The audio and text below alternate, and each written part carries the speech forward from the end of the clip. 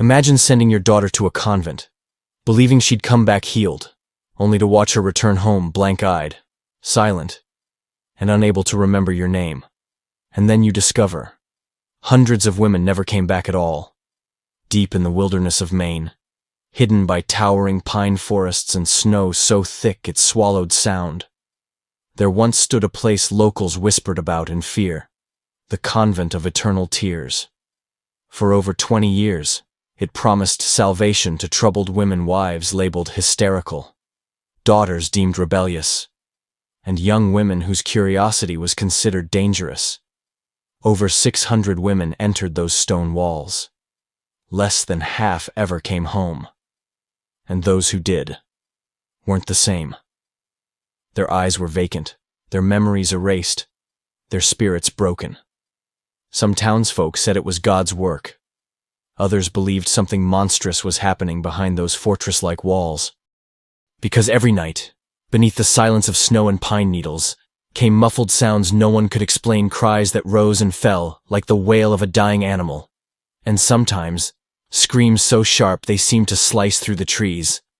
Records would later reveal that what happened inside the Convent of Eternal Tears was far more horrifying than any haunting.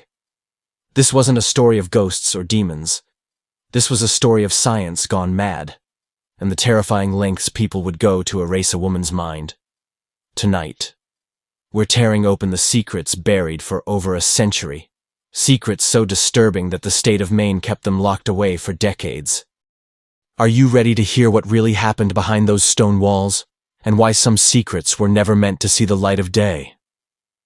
Picture this: a wilderness so deep and endless it swallows sound, where towering pine trees stand like silent sentinels, and snow falls so heavy it buries entire trails overnight. And in the middle of this cold, whispering forest, there stood a convent whose very name was enough to send shivers crawling down the spine of anyone daring enough to speak it aloud, because for more than 2 decades, the people of Maine carried one chilling truth that refused to stay buried. Women went into the Convent of Eternal Tears, and many of them never came back. And those few who did return stepped back into the world as shadows of who they'd once been. Eyes blank, voices soft and distant, as if some piece of their humanity had been carved out and locked away forever behind thick stone walls. And if you think that sounds like frontier gossip, think again. Because this wasn't a handful of rumors whispered by superstitious fishermen. It was a secret woven into the fabric of a town that watched hundreds of daughters, sisters, wives, and mothers vanish into the gray stone belly of a place that claimed to heal the soul, but instead seemed to devour it. And every time another woman disappeared, the same question echoed through Millbridge like the cold wind rattling loose shutters. What the hell is happening inside that convent? People wanted so desperately to believe it was just a house of God, a refuge for troubled women, a place where shame could be washed away and sins forgiven. Because in an unforgiving wilderness where winter could kill a man as easily as a wolf, faith was sometimes the only thing standing between hope and despair. But faith has a dark side too, a side that lets people look away, swallow their doubts, and cling to the comfortable lie that monsters only exist in fairy tales. Because to admit otherwise would mean admitting that evil wears holy robes and speaks in gentle prayers. And the truth is, nothing spread faster in Millbridge than fear, not even gossip. Because the stories were always the same: a woman carried through the convent gates, clutching a suitcase, her eyes red from weeping, her family standing behind her, faces pale and hopeful, believing they were sending her to salvation. And weeks, sometimes months later, either she would return home silent, obedient, and strangely empty, or she wouldn't return at all. And the sisters always had explanations: illness, spiritual crises, vows of silence. But the numbers never made sense. Because in a town of barely 300 souls, the fact that over 600 women had gone through those gates in 20 years was a math problem that nobody wanted to solve. And yet the townspeople kept sending their women, driven by fear, by shame, by the desperate need to cure what society called female hysteria or rebellious spirits. And the convent fed off that desperation, standing silent and monolithic beneath the drifting snow, windows set so high in the walls that no one could ever look inside, as though the place itself was determined to keep its secrets. And sometimes, in the dead of night, a passing trapper or fisherman claimed they heard something drifting from those walls, a scream, sharp and sudden, like metal scraping against bone, or a low, rhythmic chant that made the hair stand up on the back of your neck, and people would shiver and cross themselves, whispering that perhaps the sisters were battling demons, or worse, creating them. Because what could possibly explain why women came back unable to remember their own names, staring through loved ones as though they were strangers, speaking in soft, mechanical voices that held no trace of the laughter or opinions they'd once shared. And if you're wondering why no one stormed the convent gates with torches and guns, remember this: people will do anything to protect the illusion that the world is good. Because tearing away that illusion means admitting that the monsters aren't hiding in the woods or lurking under the bed. They're wearing habits and carrying rosaries. And the truth of the Convent of Eternal Tears is that it became the perfect place to hide horrors in plain sight, because it offered the sweetest lie of all that women could be fixed and families could be saved. And in the end, the silence of the town became the convent's strongest ally. Because secrets don't stay buried forever. But sometimes they stay buried just long enough for the people keeping them to get away with murder. And that's why even now, more than 2 centuries later, people still whisper about that place in Maine and ask the question that refuses to die. What really happened inside the Convent of Eternal Tears? The strangest thing about the Convent of Eternal Tears was that, despite all the rumors swirling through the forests and fishing docks of Maine, people desperately wanted to believe it was truly a place of healing. Because the Ashford sisters wore their habits like armor, spoke with voices dripping gentle sympathy, and offered the kind of promises that frontier families were dying to hear. Whispering about cures for women who couldn't stop crying, or wives who dared to challenge their husbands, or daughters who'd become too curious about books and ideas and freedom. And in a time when medical science was barely more advanced than superstition, anything that hinted at progress felt like salvation. And that's why the sisters' reputation spread like wildfire, igniting hope and dread in equal measure. Because while some folks claimed the sisters possessed miraculous knowledge of the female mind, others swore the convent was hiding something monstrous. And if you listen closely to the way people told the story back then, you'd notice a certain pattern in their voices. They'd start by praising the sisters for their kindness and intelligence, and then their words would slow, as though a shadow fell across their memories. Because everyone seemed to remember at least one woman who'd gone into the convent and come back different. And it wasn't just the missing spark in their eyes or the way they moved like clockwork dolls. It was the chilling sense that pieces of them were simply gone, as if someone had reached inside their skulls and scraped away the parts that made them who they were. And that's why no matter how many letters of recommendation the sisters showed, no matter how many prayers they offered, there was always that tiny voice scratching at the back of every mind in Millbridge, whispering that maybe this wasn't about God at all, but about something far more human and far more terrifying. And the whispers grew darker when people started to notice how the convent was built like a fortress, with walls thick enough to muffle screams, windows so high no one could peer inside, and locked gates that kept even the most desperate families at bay. And the Ashford sisters claimed it was for privacy and contemplation, insisting that true healing required isolation. But the same fishermen who brought them barrels of salted cod would later swear on their lives that they'd heard cries drifting through the pine trees, sharp and sudden like an animal caught in a trap. And there was something about those screams that didn't sound natural, something almost surgical in the rhythm of the pain, as if it were being measured and recorded. And it wasn't just the sounds, it was the way the sisters spent money like royalty, paying triple the price for land and labor, showering the town with gifts and donations.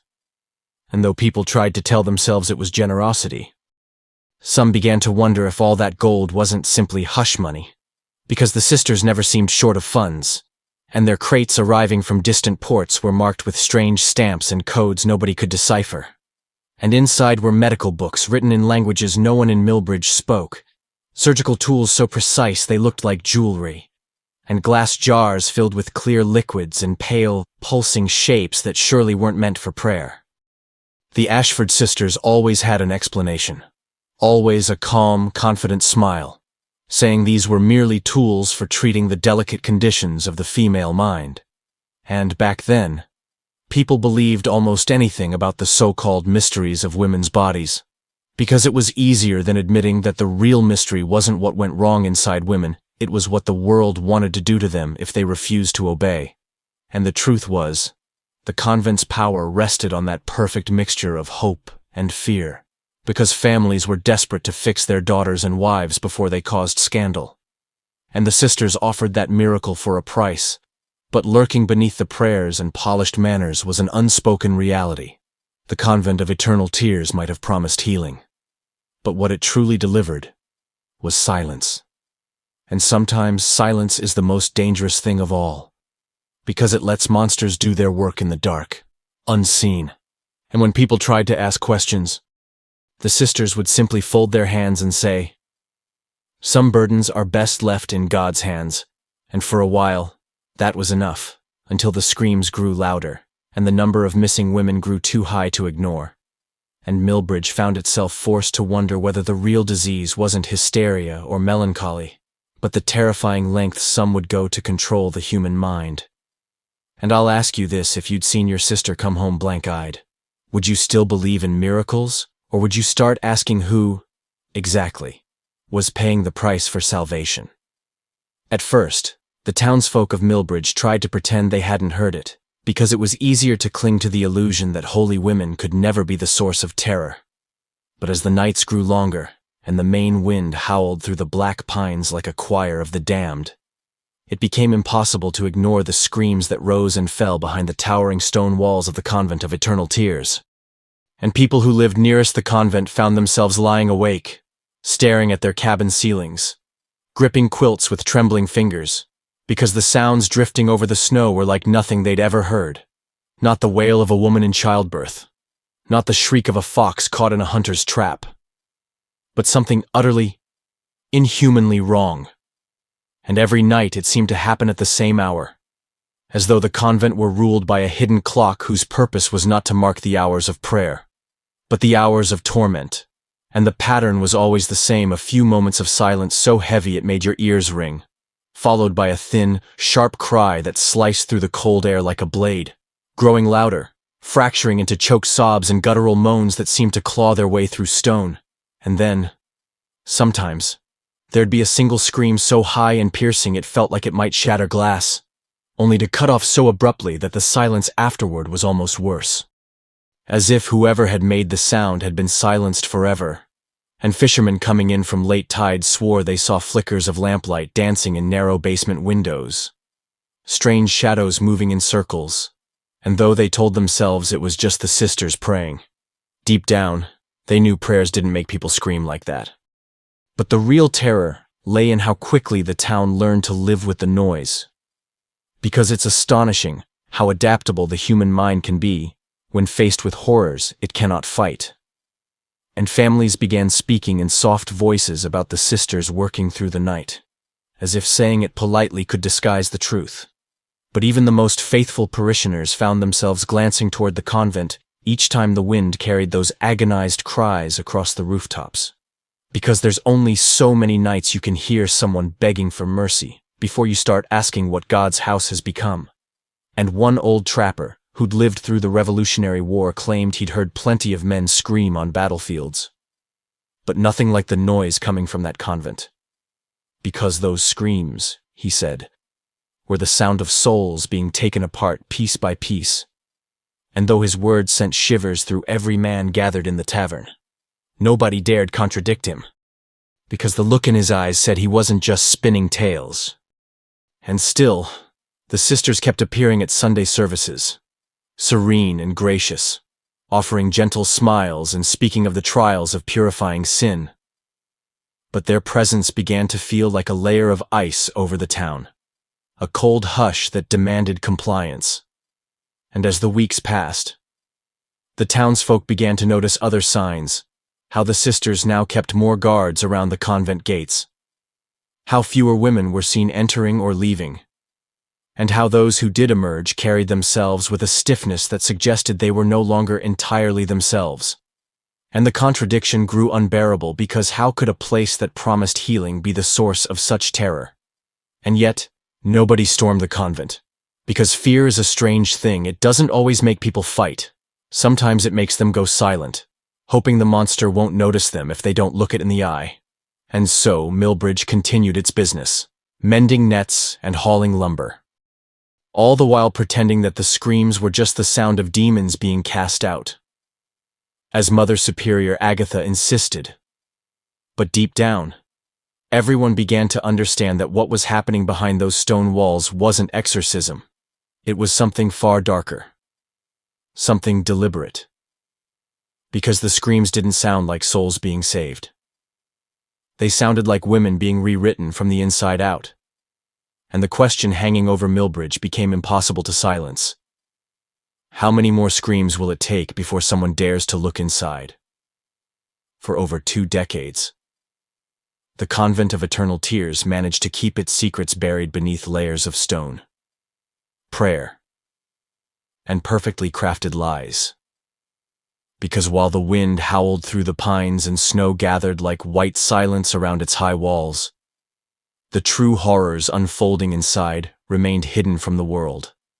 And that's the part that chills me most.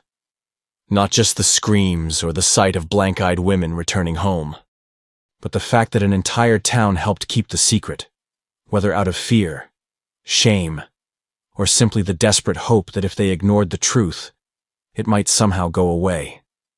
And in those 20 years, the convent became more than a building. It became a fortress of silence, a place where rumors were swallowed whole, where families signed their daughters over like property, and where the Ashford sisters wove a web so delicate and convincing that even the most suspicious eyes were blinded. And the terrifying thing is that the longer the convent operated, the stronger its power grew, because each new patient who disappeared or returned as a hollow shell only seemed to deepen the town's resolve to stay quiet. And people told themselves stories to make sense of the shadows, that the women were simply spiritually broken, that their silence was a sign of newfound piety, that the sisters were performing holy miracles so profound they couldn't be understood by ordinary minds. And in that way, the convent weaponized the townsfolk's faith against them, transforming the absence of truth into a virtue. And it's a cruel trick. How evil can hide in plain sight, because while the sisters appeared in church every Sunday, hands folded, heads bowed, speaking in soft voices about God's love and the need for discipline, behind closed doors they were perfecting methods of psychological and physical control so sophisticated that modern science wouldn't catch up for another 100 years. And it's enough to make you wonder how many other monsters have worn holy robes and hidden behind stained glass windows throughout history. Because the longer the sisters operated without being challenged, the bolder they became, expanding their reach far beyond Millbridge, sending letters and anatomical sketches to doctors in Boston, Philadelphia, even Vienna, describing their treatments in clinical detail. And yet not one authority dared question how these women of God had acquired such advanced surgical knowledge, or why they were importing crates filled with strange chemicals and gleaming steel tools. Because money has a way of silencing curiosity, and the convent seemed to have an endless supply of gold, enough to smooth over any questions, enough to convince the town's elders to look away, and enough to make people pray that the sisters' so-called miracles were truly divine, rather than the result of something far more horrifying. And perhaps the most insidious part of all is that even the families whose daughters returned, changed, often refused to speak publicly, because admitting what had been done to them meant admitting they'd handed over their own flesh and blood to monsters in nuns' habits. And shame is a powerful gag, wrapping itself around your throat until you'd rather live with nightmares than confess you'd been fooled. And so the years passed, and the screams continued, and the convent's shadow grew longer, stretching over every aspect of life in Millbridge, until the town itself seemed to walk on tiptoe, afraid to breathe too loudly, lest it disturb the delicate silence that kept the sisters' secrets safe. And sometimes, late at night, people would confess in hushed voices that they'd seen wagons leaving the convent under cover of darkness, bearing crates that sloshed with liquid and sometimes made faint, wet, thumping sounds. And yet even then, nobody dared open those crates. Because curiosity can get you killed, especially when you're dealing with people who believe their mission is holy enough to justify any sin. And that's how a place meant to save souls became a factory for erasing them, operating for more than 20 years without consequence, until one woman finally refused to be silent. And the secrets the convent fought so hard to bury began clawing their way into the light. So I have to ask you, how many secrets do you think lie hidden in plain sight? Simply because no one has the courage to look. There's a certain moment when your world splits open and you realize everything you thought was solid and true might be nothing but a carefully constructed lie. And for the people of Millbridge, that moment began the first time they truly looked into the eyes of the Ashford sisters and saw, even for just a heartbeat, that behind the kindness and the gentle prayers, there was something profoundly alien. Because while Mother Superior Agatha spoke of salvation, her gray eyes glittered with calculations so precise they seemed to weigh the value of human souls against some secret ledger. And Sister Prudence, with her pale, surgical fingers and quiet, clinical presence, made even the toughest lumberjacks feel as though they were being measured for dissection rather than confession. And Novice Temperance, the youngest and most beautiful of them all, radiated a kind of delicate, haunting beauty that pulled people closer, even as every primal instinct screamed to run. And the more time the townsfolk spent around these women, the more they noticed that small details didn't quite add up. Because when you're around people long enough, you start picking up on the tiny fissures in their masks, like how Mother Agatha would pause ever so slightly before answering a question, as though mentally rehearsing a script, or how Prudence's eyes would flicker with barely suppressed impatience when anyone brought up faith, as if the word itself was an inconvenience. And Temperance, though all smiles, sometimes stared a second too long at people's faces, her dark eyes flicking from temple to temple as though tracing the path of veins beneath the skin. And it was these tiny, almost imperceptible slips that planted the first seeds of doubt in the hearts of the townsfolk, making them wonder if perhaps they weren't dealing with holy women at all, but with something else entirely. Because how do you reconcile a group of supposedly pious sisters with the relentless stream of crates arriving from distant ports? Crates heavy enough that they needed 4 men to carry. Crates that sloshed with liquids and thumped with unsettling weight, and when opened by mistake, revealed not candles or prayer books, but strange medical texts. Surgical saws gleaming like silver fish, and glass jars filled with things that pulsed gently in their own fluids. People tried to explain it away, because that's what humans do when confronted with horrors they're not ready to accept. They invent stories to keep the monsters at bay, telling themselves that the sisters were simply well-educated, that their knowledge of medicine was a blessing in a place where most doctors barely knew how to set a broken bone. But no matter how many soothing lies they wrapped themselves in, the townsfolk couldn't silence the creeping certainty that the Ashford sisters were hiding something colossal. Because sometimes, in the middle of a conversation, Agatha's voice would drop lower, almost hypnotic, as though she were testing how far she could push people's minds before they cracked, and the way she talked about the disease of disobedience made even the devout squirm in their pews, because it sounded less like spiritual guidance and more like an edict of absolute control. And even as Prudence oversaw the convent's construction, with architectural knowledge rivaling any master mason, people began noticing strange features hidden in the blueprints' reinforced basements, drainage systems far too large for a simple convent, and hidden chambers whose purposes were never explained. And every time someone dared ask why, Agatha would simply smile that cold, perfect smile and murmur, "Some truths are best kept between us and God." And that's how you bury a secret so deep it becomes part of the landscape. Because fear is the mortar that holds lies together. And the longer the sisters lived among the people of Millbridge, the more the town began to question its own reality, wondering whether they were truly witnessing a holy mission or the careful construction of a house of horrors hidden behind sacred walls. And I have to ask you if you started noticing the cracks in the facade. Would you dare to keep looking? Or would you pretend you'd seen nothing at all? Sometimes, the things that shatter your world don't arrive like lightning strikes but seep in slowly, drop by drop, until one day you realize the ground beneath you has turned to quicksand. And that was exactly how suspicion crept into the hearts of the people of Millbridge after their first encounters with the Ashford sisters. Because while the sisters moved through the town with serene smiles and polite words, leaving trails of rosewater perfume and holy blessings, there was an undercurrent of something colder, something that made even the most faithful parishioners feel the hairs rise on the backs of their necks. And it started in small ways, the kind of subtle things that only become terrifying once you piece them all together. Like how Mother Superior Agatha seemed to know far too much about people's private lives. Details that no one could have told her. Secrets whispered only behind closed doors. And how Sister Prudence always carried a faint scent of antiseptic, as though she'd stepped out of a surgical theater rather than a chapel. And how Novice Temperance, with her haunting beauty, stared so deeply into people's eyes that some folks claimed they felt her gaze probing into the very wiring of their minds. And as the weeks passed, those who visited the convent began to notice patterns too precise to be coincidence. Women who spent time alone with the sisters emerged pale and shaking, sometimes clutching at their temples as though suffering from a pain they couldn't name. And shopkeepers began whispering that the sisters paid with coins so new and perfect they seemed minted from another world.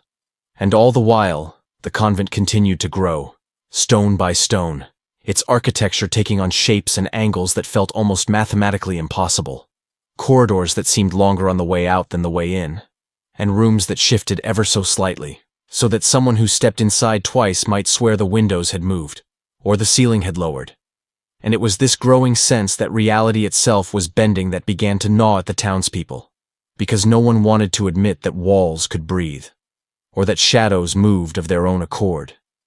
But once you see something like that, you can't ever truly unsee it.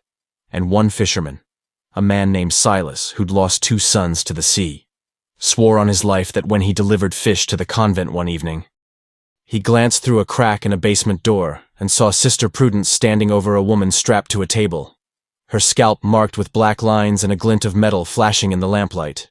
And though Silas told himself maybe it was just a medical procedure, he couldn't explain why the woman's eyes were wide open, tears streaming down her face, yet utterly silent, as if the scream had been stolen from her throat.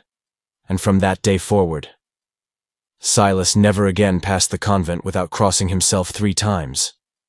And the rumors spread like wildfire, because even those who hadn't witnessed such horrors began feeling the gravity of something deeply wrong, noticing how the sisters avoided discussing scripture unless pressed, how their sermons seemed rehearsed rather than heartfelt, and how each word was chosen with surgical precision, as though language itself was a scalpel.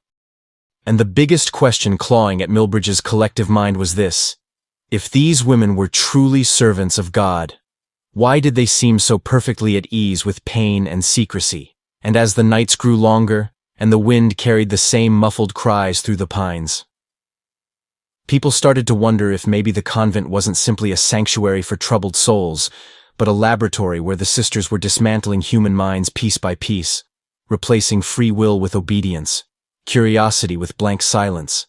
And every time someone dared to question what they'd heard or seen, Mother Agatha would look them dead in the eyes and say, "Faith requires sacrifice." And though the words were gentle, they landed like a blade against flesh, because everyone knew what was truly being sacrificed wasn't just faith, but identity, memory, and the very essence of being human. And that's when people began asking themselves the question no one wanted to say aloud. What if the true purpose of the Convent of Eternal Tears was never to heal, but to erase? The thing about secrets is that they rarely stay buried forever, because even the best-kept lies have cracks. And for the people of Millbridge, those cracks began to widen the longer they spent in the orbit of the Ashford sisters, because the sisters, with their perfect posture and holy smiles, were like magnets pulling people closer. And yet the closer anyone got, the more they sensed a profound dissonance, as though everything they were witnessing was a carefully staged performance. And the sisters' words, so gentle and measured, started to sound like lines read from a script rather than spontaneous conversation.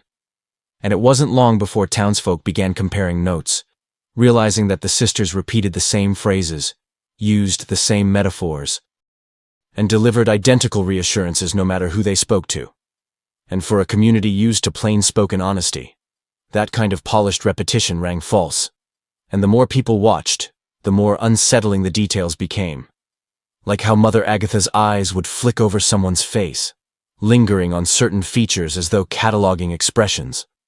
Or how Sister Prudence's hands, always so steady, would sometimes flex and twitch when discussing treatment, as if eager to perform some hidden task, and how Temperance, with her delicate beauty and soft voice, would occasionally ask questions that seemed harmless but were, in fact, probing psychological tests, designed to see who might resist and who would comply. And these were the moments when the illusion began to crumble, because townsfolk realized they were being studied just as closely as any patient within the convent walls. And that thought alone planted the seeds of a deeper terror.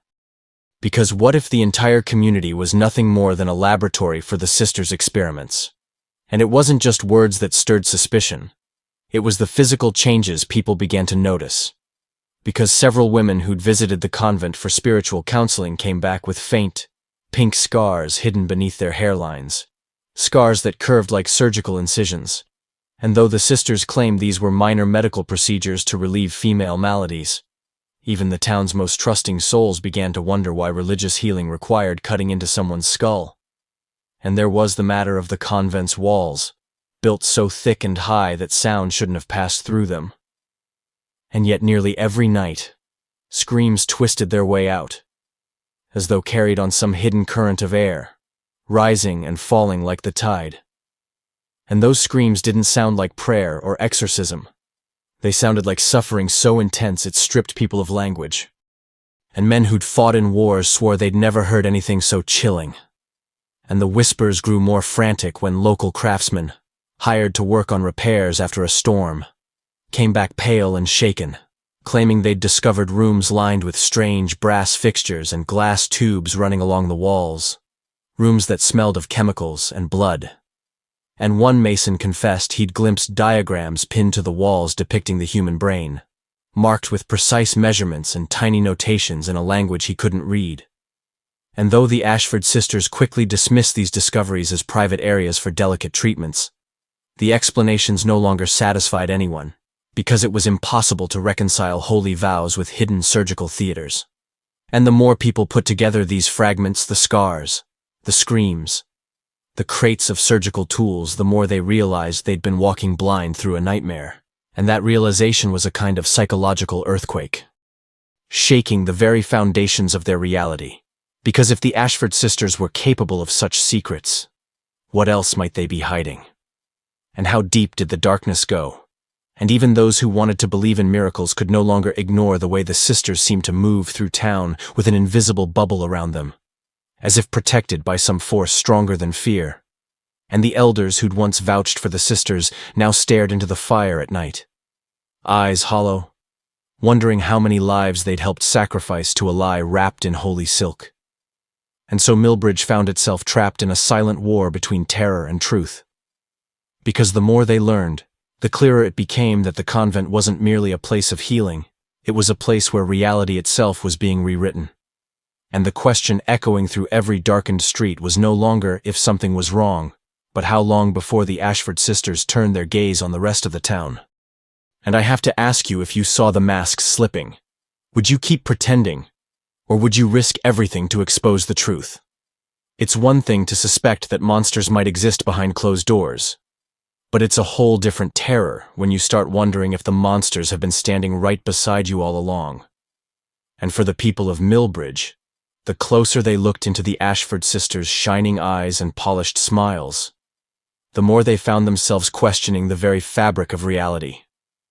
Because the convent wasn't just a building anymore, it had become an infection that seeped into every thought, every conversation, twisting certainty into confusion. And the strange thing was that once people began noticing the sisters' secrets, they couldn't stop seeing new anomalies everywhere. Like how time seemed to slip around the convent's grounds, how clocks lost minutes or gained them for no reason, and how shadows fell at impossible angles, even under the same sun that shone on the rest of the town. And it was these creeping distortions that drove people into a silent panic, because if walls could breathe and rooms could change size, who was to say the rest of their world wasn't also a lie carefully maintained by unseen hands? And the more they thought about it, the more they remembered tiny moments from their own visits to the convent that now seemed monstrous in hindsight. Like the chill that passed through the air when Mother Agatha entered a room, leaving behind the faint scent of metal and roses, or the way Sister Prudence would sometimes stare off into the distance, lips moving silently, as though reciting an anatomical chart, and Temperance, God help them. Temperance would tilt her head and smile so sweetly, then ask questions that drilled right into people's deepest secrets, leaving them trembling and unable to remember what they'd confessed. People who'd once laughed off tales of supernatural happenings now began to gather in back rooms, speaking in low, frantic voices about how they'd seen women leaving the convent with eyes so vacant they might as well have been marionettes, or how they'd passed by the convent late at night and seen flickering blue lights pulsing behind stone walls, as though some alien heart was beating beneath the convent's skin. And the most terrifying realization was that these weren't just stories anymore. They were evidence that reality was breaking down, piece by piece. And the town began to fracture into two camps, those who wanted to believe it was still just a house of God, and those who feared the convent was a machine, designed to erase memories, rewrite personalities, and leave behind empty shells where human souls used to be. And even the town's elders, once pillars of certainty, now spoke with haunted voices, warning that sometimes faith could be the most perfect disguise for horror. Because evil wears the face people want to see. And Millbridge found itself caught between fear of the convent and fear of admitting just how much it had already surrendered to the sisters' influence. Because how else could you explain the way conversations shifted whenever the convent was mentioned? How people would stop speaking mid-sentence, eyes darting toward shadows, as though afraid that even their thoughts were being listened to. And as the weeks turned into months, folks started forgetting things, names, places, the events of whole days. And there was talk that perhaps the sisters had already done their work, that maybe the real purpose of the convent wasn't just to change the women inside, but to reshape the entire town's memory. And that's why the greatest terror wasn't the screams in the night or the surgical scars. It was the possibility that nobody could trust their own minds anymore. And I'm telling you, when a community loses faith in reality itself, it becomes vulnerable to anything. Because once you start asking yourself, did that really happen? Or did they make me think it did? You're already halfway to surrendering your will. And that's how the Ashford sisters built the most perfect prison of all one, without walls, without bars, just a town full of people so unsure of the truth that they'd rather stay silent than risk discovering how deep the darkness truly went. So I have to ask you, if the world around you began to slip, would you cling to the lie, or would you dare to find out what's waiting on the other side of the veil? There comes a point in every nightmare when you realize you're not just afraid of what's hiding in the shadows, you're afraid because there's no one left to save you. And that's exactly what happened in Millbridge as the months passed. Because the town that once bustled with fishermen's laughter and church bells began to close in on itself. And it was as if the entire place had fallen under a heavy glass dome where no sound could escape and no help could get in. And the scariest part was that the Ashford sisters didn't have to lift a finger to enforce that silence. Fear did all the work for them. Because the townsfolk, who once would have stood shoulder to shoulder against any threat, now eyed each other with suspicion, wondering who might be loyal to the convent and who might be brave or foolish enough to speak out. And that's how the convent turned an entire community into its own prison. Because while everyone whispered about screams in the night and scars hidden beneath hairlines, nobody dared speak those words aloud in public. And if someone tried, Mother Agatha would appear at their door the very next day, gloved hands folded, smile as gentle as fresh snow, and she'd say, "My child, the devil feeds on gossip." And somehow, Those simple words carried the weight of a threat more chilling than any blade. Because it was as if the sisters had tapped into a primal truth that humans fear social exile even more than physical pain. And in a small town, where every face is familiar and every reputation fragile, the idea of being labeled hysterical or worse, a liar, was enough to keep mouths shut, and so the sisters continued their work behind stone walls, while outside, Millbridge fell into a hush so deep it felt like the town itself was holding its breath, and the few who tried to resist quickly discovered how alone they truly were. Like the blacksmith's wife, who came back from the convent so altered that her own children no longer recognized her. And when her husband demanded answers, he found himself shunned by neighbors who once would have shared a drink with him.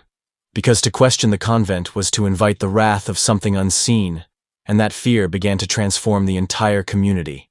Because people stopped visiting each other's homes after dark, stopped gathering at the tavern, and even church pews began to empty, as if the very air inside the sanctuary had grown too heavy to breathe. And the more isolated people became, the more the sisters tightened their grip.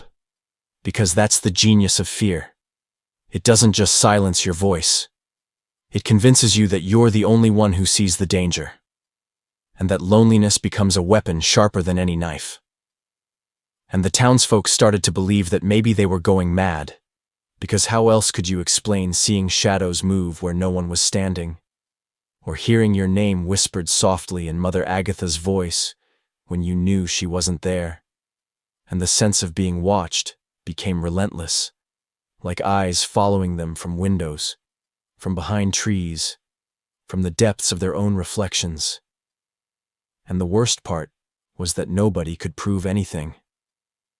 Because every piece of evidence slipped away like smoke one day. You'd swear you'd seen bloodstains on the convent's stone steps. And the next day the stones were spotless, as if scrubbed clean by invisible hands. And the sisters moved through the streets untouched, distributing bread to the poor and donations to the church, their halos intact. And so Millbridge found itself trapped in a kind of waking nightmare, where the threat was everywhere and nowhere, and even the strongest men started to break beneath the weight of it.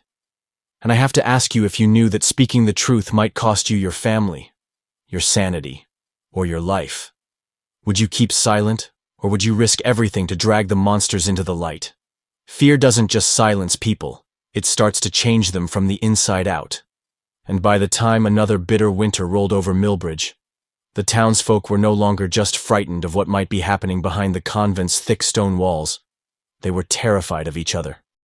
Because the Ashford sisters had somehow managed to fracture the very bonds that once held the town together, turning neighbors into strangers and friends into potential threats. And you could feel it in the air every time someone dared to speak the sisters' names above a whisper, because conversations would stop cold.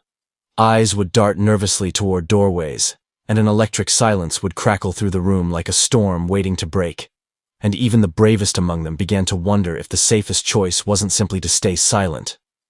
Because the sisters didn't need an army of soldiers to enforce their rule. They had isolation and suspicion as their most powerful weapons. And that's the most sinister kind of power, the ability to make people doubt, not just the world around them, but their own instincts. Because once fear worms its way deep enough into your soul, it becomes a voice telling you to keep your head down, look away, and above all, never ask questions. And it wasn't just psychological, it was physical too. Because that winter, men started to notice figures following them home from the docks, footsteps crunching on frozen snow that stopped the instant they turned to look, and women reported glimpses of black habits moving between trees, flickering in and out of the moonlight like apparitions. And nobody knew whether they were dealing with human watchers or something far more unnatural. And that's how the line between rumor and reality began to blur completely. Because one night, a farmer swore he saw two sisters carrying a heavy sack through the woods, and the shape inside it was struggling and moaning. But when he tried to follow, he found himself lost in the trees, as though the forest itself was conspiring to protect the convent's secrets.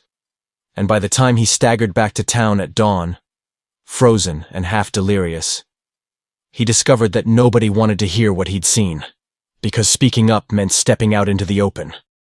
Alone. and risking the wrath of forces that seemed beyond human reach.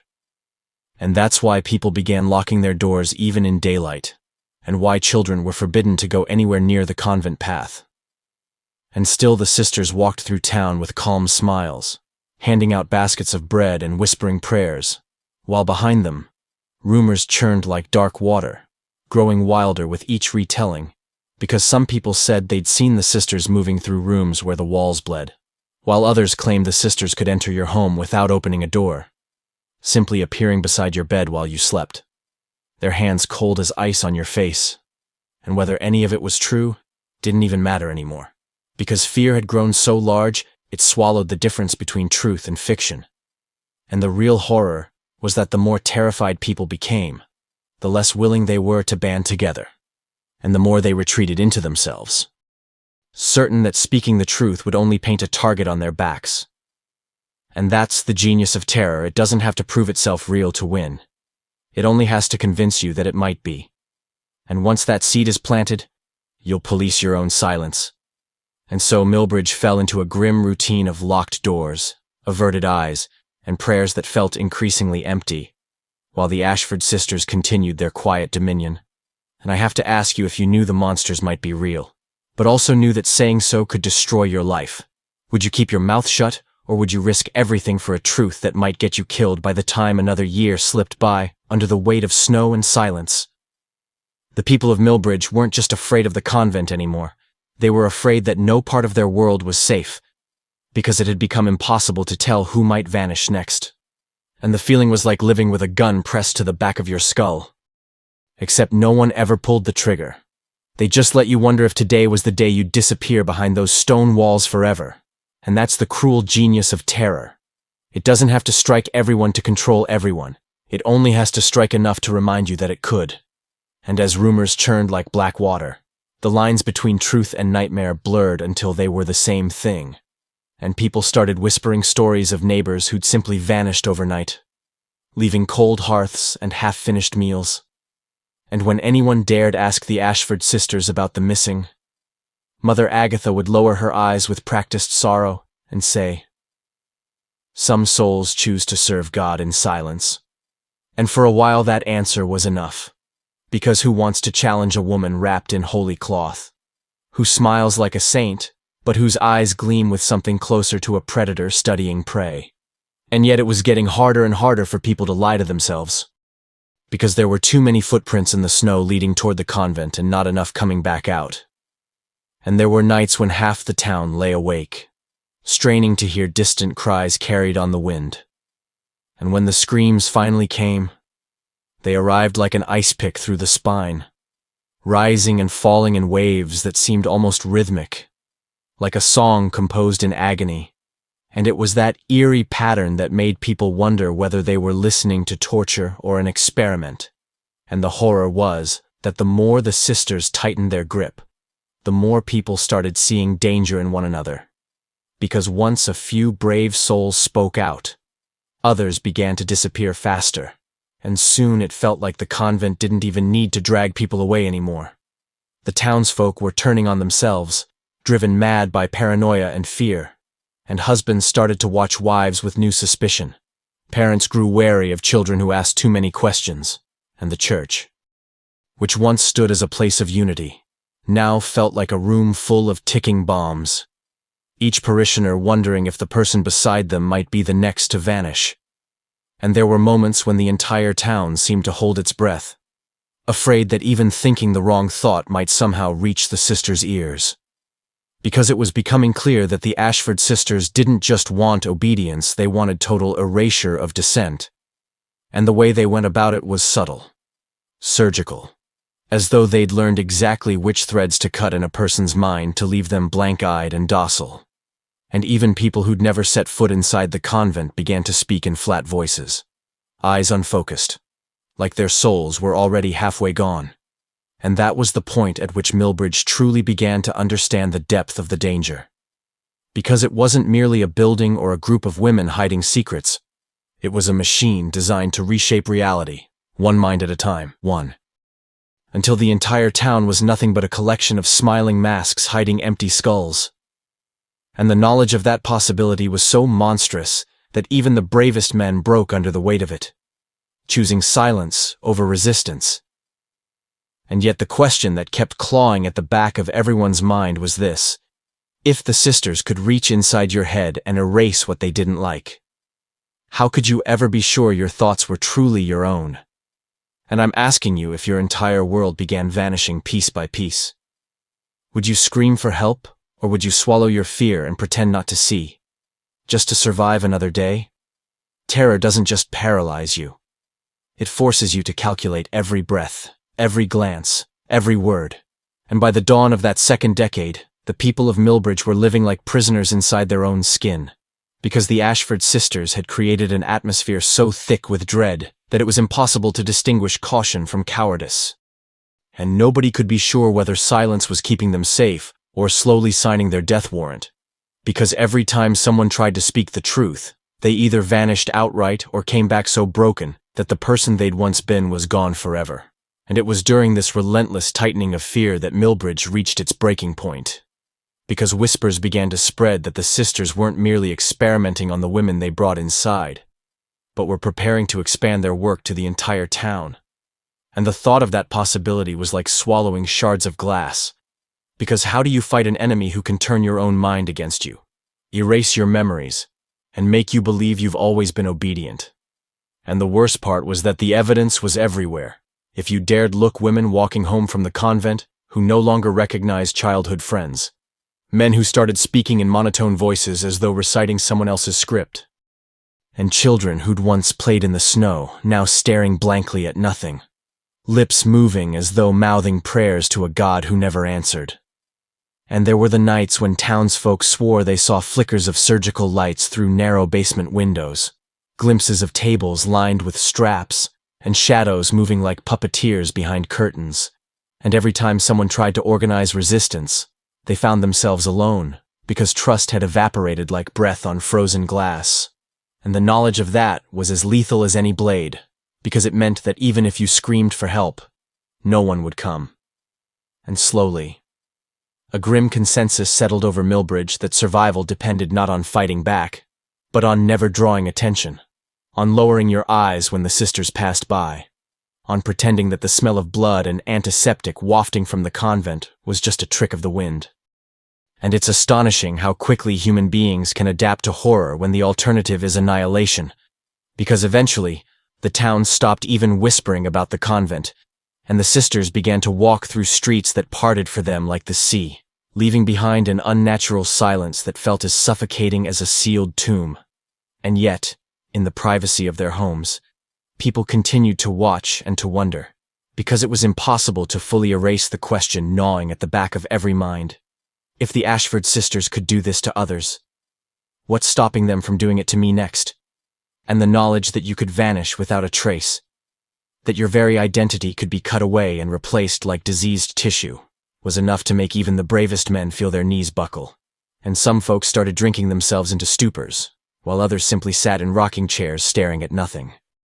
Because the only thing worse than knowing you're in danger is knowing you're completely alone in it. And that's how the Ashford sisters' power became absolute, not because they ruled with guns or soldiers, but because they'd infected Millbridge with a terror so profound, it convinced people that silence was safer than truth, that hiding was wiser than fighting, and that sacrificing one's soul might be the only way to keep one's body intact. And I have to ask you, if your own survival depended on letting others suffer, would you stay silent and save yourself? Or would you risk everything to pull back the curtain and reveal the monsters wearing holy robes? There's a moment in every nightmare when the truth finally claws its way into the light. And it's so monstrous that it doesn't just terrify you, it shatters everything you ever believed was real. And for the people of Millbridge, that moment came in the spring of 1819 when Sarah Whitman, gaunt and trembling, stumbled into the sheriff's office with eyes wild and papers clutched so tightly her knuckles were white as bone. Because until that instant, the town still clung to the fragile hope that the convent, however strange, was still somehow holy. But Sarah's testimony was like pouring acid on that last illusion. Because what she brought wasn't just rumor, it was proof. Pages stained with ink and splattered with droplets that might have been blood. Diagrams of skulls opened like cracked eggshells. Lists of patients' names marked reformed, permanent resident, or worst of all, expired. And as she described the basement chambers hidden beneath the convent rooms lined with stone tables slick with dark stains, jars filled with floating pieces of human brains, and sisters in black habits standing over screaming women while calmly taking notes, the room fell silent. Because no one, not even the most skeptical men in Millbridge, could deny the sheer, clinical horror of what Sarah had seen. And the words tumbled out of her in a voice shaking with exhaustion and fury, as she described how Mother Agatha, Sister Prudence, and Temperance Ashford weren't nuns at all, but European surgeons and scientists, driven from their homelands for crimes so vile they'd been forced to flee across the ocean. And that was the moment when every fragile wall people had built in their minds to keep themselves safe came crashing down. Because it meant that the Ashford sisters weren't simply eccentric women of faith, they were predators in holy robes. And the convent wasn't a house of God, it was a human laboratory. And the more Sarah revealed, the deeper the blade twisted. Because she spoke of women strapped down while thin metal rods were driven into their skulls. Of questions asked mid-surgery to see how memories could be erased, or personalities rewritten. And of sisters who debated calmly which part of the brain held a woman's will to resist. And that revelation hit Millbridge like a bomb. Because suddenly, all the stories that people had dismissed as superstition, the screams at night, the shifting corridors, the blank stares of returned patients snapped into horrifying focus. And it was as though the entire town collectively realized they'd been living in the belly of a beast, without ever recognizing the shape of its jaws. And the final blow came when Sarah produced letters, written in European languages, where prominent doctors offered vast sums for the Ashford sisters' data on how to create perfectly compliant women, how to surgically erase dissent, how to mold human minds like clay. And as the sheriff read those letters aloud, his hands shaking, the townsfolk listened in stunned silence. Because it meant that Millbridge had unknowingly become a hub for medical horrors that Europe itself was too afraid to conduct. And the betrayal ran so deep, it left people gasping for air. Because what do you do when you discover that the people you'd trusted to heal your daughters, your wives, your mothers, were actually butchers in disguise, carving away not flesh but identity? And the worst part was the realization that this had been happening for decades, right under their noses. And that some of the people they loved most were no longer the same souls they'd once known. And that's the moment when terror becomes something else entirely, when it transforms into the sickening certainty that you can't even trust your own memories. Because how could you know whether you'd already been changed? And I have to ask you, if you uncovered a truth so vile, it threatened to destroy your sanity, would you speak it aloud? Or would you bury it deep inside and pretend the nightmare was nothing but a bad dream? Sometimes the worst part of discovering the truth isn't the horror of what's been done, but the realization that everything you believed in was a lie. And that's exactly what happened to Millbridge in the days following Sarah Whitman's revelations. Because the convent's secrets didn't simply shock the town, they detonated like a bomb in the collective psyche. And suddenly, the townsfolk were forced to confront the fact that the Ashford sisters, those women they'd trusted to save their wives, daughters, and mothers, had been monsters hiding behind holy veils, and it was as if the entire town felt the ground crack beneath their feet. Because what do you hold on to when the people you believed were saints turn out to be surgeons, slicing away souls? And once the dam of silence broke, the confessions began to pour out like blood from an open wound, because one by one, men and women came forward with stories they'd been too terrified to speak. Stories of loved ones coming home from the convent, unable to remember their own names. Of wives who once laughed and argued, now staring into space like marionettes with the strings cut. And as these testimonies mounted, a chilling realization swept through Millbridge, that some of the women walking among them weren't simply victims, they'd become empty vessels, stripped of everything that made them human. And the horror of that understanding was more than physical. It was existential. Because it meant the Ashford sisters hadn't just tortured bodies. They'd invaded the final refuge of the self, the human mind. And as the evidence piled higher, the townsfolk found themselves staggering under the weight of a question that cut deeper than any scalpel. Could they even trust their own thoughts? And that was the moment when reality itself seemed to fracture. Because people started noticing strange gaps in their memories. Conversations they remembered differently from everyone else. Faces that seemed familiar yet alien. And suddenly, the entire world felt like a stage set built for someone else's twisted experiment. And in that chaos, paranoia spread like wildfire. Because neighbors began suspecting each other of being the sisters' spies, and families who'd stood united for generations were torn apart by whispers of who might already be compromised. And through it all, the sisters' influence hung over the town like a poisonous mist. Because even as the convent's horrors came to light, there was still the lingering fear that the Ashford sisters were watching, unseen, ready to silence anyone who pushed too far. And it was then that the elders, once the anchors of the community, began to crack under the strain, some collapsing into madness, others retreating into a religious fervor so intense it bordered on hysteria. And the churches, instead of being places of comfort, became echo chambers of trembling prayers, where people begged God to cleanse them of memories they weren't sure were even real. And it was that collapse of faith that dealt Millbridge its final blow. Because a town can survive monsters at its gates, but it cannot survive when its people no longer believe in the sanctity of their own minds. And that's the kind of horror that doesn't just kill, it leaves you alive but hollow. Because what's the point of breathing if you can't be sure your thoughts are your own? And as dawn broke over Millbridge each day, pale and silent, the streets lay empty, while behind curtains, trembling families whispered about the possibility that the sisters might still be out there, ready to finish what they started. And I have to ask you, if the foundation of your reality crumbled beneath your feet, would you fight to rebuild it, or would you surrender to the comforting numbness of forgetting, even if it meant losing yourself forever? The thing about surviving a horror like the Convent of Eternal Tears is that survival doesn't mean escape. It just means living with the scars. Because in the weeks and months after Sarah Whitman's revelations, Millbridge found itself transformed into a town haunted not by ghosts, but by the weight of knowing they'd been complicit in silence. And that's the kind of guilt that sinks its claws so deep into your soul it keeps you awake long after the screams have stopped. Because how do you forgive yourself for praying at the feet of monsters?